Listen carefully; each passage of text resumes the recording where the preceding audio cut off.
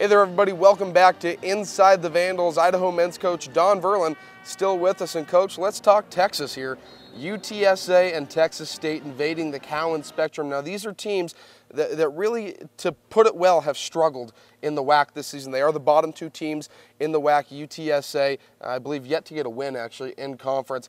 How do you guys come into the Spectrum and defend the home court this weekend?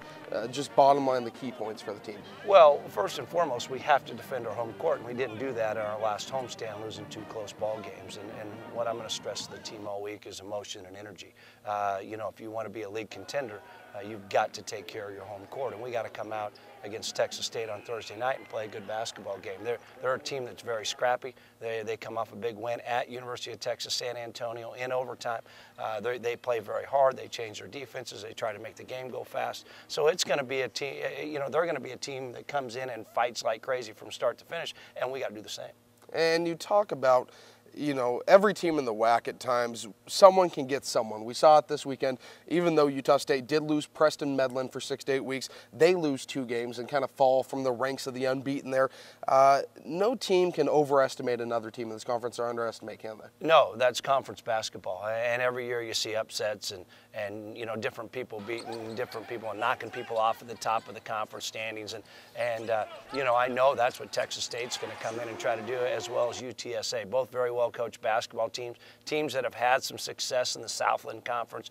UTSA was a very talented team last year. Like you said, they've fallen a little bit of hard times, but I expect those 2 teams to come in and battle us start to finish. I expect our basketball team to be ready to go, and I expect the Cowan Spectrum to be filled, because it's a great opportunity. We got 4 in a row at home, is to get right back in the middle of this conference race. As have you seen in the Western Athletic Conferences, anybody could win this conference. It's still up for grabs. Even though Louisiana Tech's undefeated, they've played 5 at home and 7 on the road, or 5 at home and 2 on the road. And so I think there's a chance that anybody could jump up from the middle of the pack and get to the top of this conference really easy. You talk about starting off here Thursday night inside the Spectrum against Texas State, and they have one pretty darn talented player in Matt Staff, second team preseason all-WAC player, 6'10", can take it outside and shoot, can drive you inside, great rebounder of the basketball. Talk about his play in leading this Bobcat team. Well, the Bobcats are strong inside, no question about it. Staff's a hard guard. He, like you said, he can score inside, he can score outside, and you've got to do a good job limiting their easy baskets. You can't create offense for them. You can't break down in transition.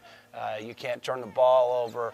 You've got to do a good job keeping them off the backboards. Really the same old stuff, but we've got to do a good job not only guarding Staff, but a number of guys on their basketball team, and make it tough for them to score every single possession. And then ourselves, we need to get out and run the ball in transition like we did at Arlington, and hopefully, you know, grind this game out, as I would like to say. You talk about another player there, Joel Wright, averaging 16.4 points per game to lead the Bobcats. Then we go to Saturday evening here inside the Spectrum against the UTSA Roadrunners, and they have a barrage of guys right now scoring in double figures, 3 guys above that, but then a drop-off.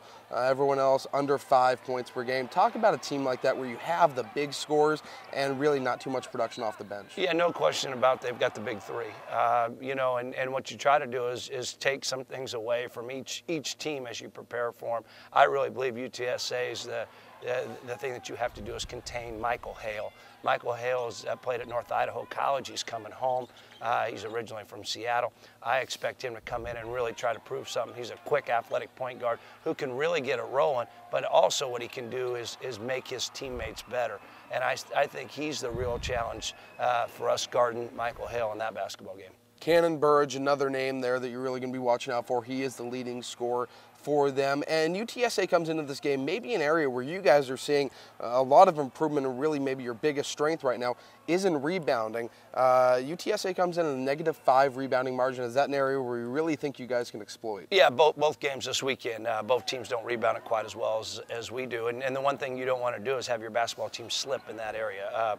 You want to keep pounding the boards, because you know, when you can pound the boards, you can not only get easy shots, but you can prevent them from getting easy shots, and you can really control control the basketball game. So rebounding is always a key, but I really think it's the keys to our victories this weekend is making sure we rebound the basketball. And then post these two Texas games, that's right when you're in the middle of the WAC season, 9 down, 9 to go. Overall, and we'll talk about this more next week as well, but are you very happy or pretty happy at least with the performance of the team through these 7 games? Well, we're getting better. That's the thing I like the best is we're getting better and better by the game. I don't like where we're at in the conference standings when you're 3 and 4. That's not good enough. But I really believe our team's starting to get better. And what your goal is as a coach is to play your best basketball at the end of February and the start of March. And if we can keep improving and keep getting better and executing, better each game out, I think we'll play our best basketball game as we head down the stretch. Well, Coach, we appreciate you stopping by here talking with us. Good luck this weekend here inside the Spectrum, and then we'll talk to you next week. When we come back, Idaho women's coach John Newley sits down with us right here on Inside the Vandals.